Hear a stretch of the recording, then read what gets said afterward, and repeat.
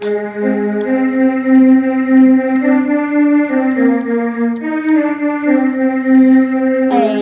कहाँ से मैया दुर्गा शेरा वाली है। ऐली कहाँ से मैया दुर्गा शेरा वाली है। ऐली कहाँ से मैया दुर्गा शेरा वाली है। उत्तर दिशा से ऐली मैया जोता वाली।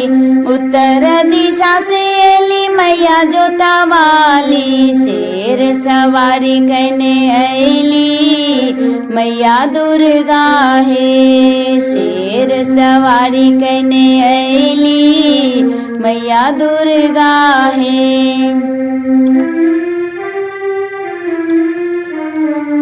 कौने माँ से ऐली मैया दुर्गा। आसिन माँ से ऐली मैया दुर्गा।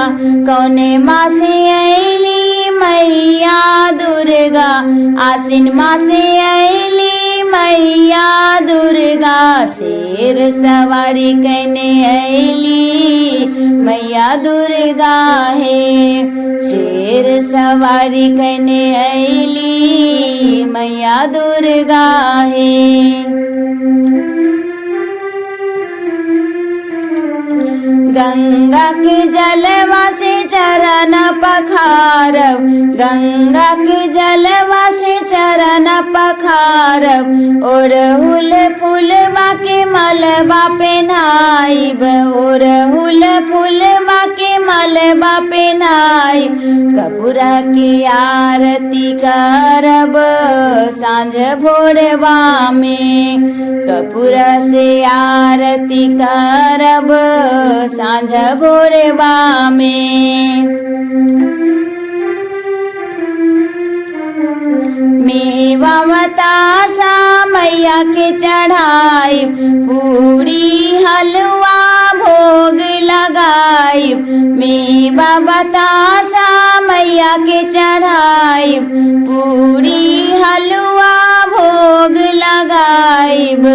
धन धान्य से झोली भरथिन मैया दुर्गा है।